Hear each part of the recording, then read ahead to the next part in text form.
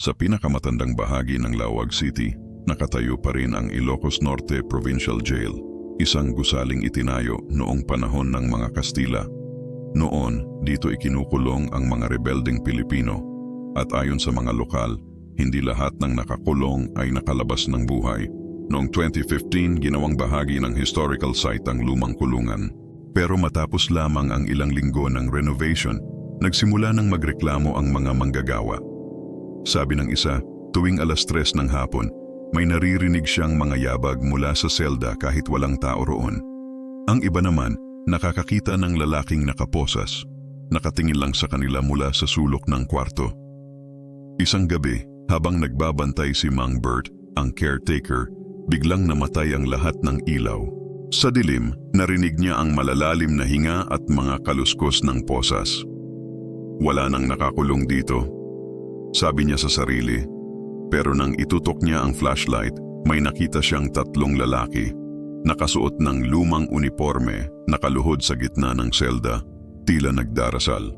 Kinabukasan, tinanong niya ang mga matatanda sa paligid. Isa sa kanila ang nagsabi, noong panahon ng hapon diyan ikinulong ang mga Pilipinong pinaghinalaang rebelde. May ilan sa kanila hindi na nakalabas. Simula noon, bawat bisita ng jail ay nakakaramdam ng matinding lamig sa ikalawang selda. May mga cellphone na kusa raw nagre-record at sa ilang video, maririnig ang mga boses na mahina, ngunit malinaw. Palayain niyo kami! Hanggang ngayon, sarado na ang selda kung saan nakita ni Mang Bert ang mga kaluluwang iyon.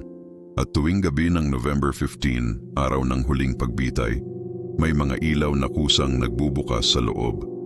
Kahit walang kuryente roon, marahil hindi nila hinihingi ang awa, kundi ang alaala, isang paalala na ang kalayaan ng ilan ay kabayaran ng buhay ng iba.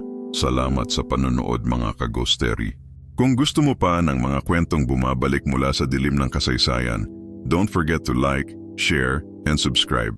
At kung may alam kang lugar na may misteryong di pa nabubunyag, comment mo lang sa baba. Baka yan ang susunod nating tuklasin. Hanggang sa muli, dito sa Ghostery, kung saan ang mga anino ay may kwento.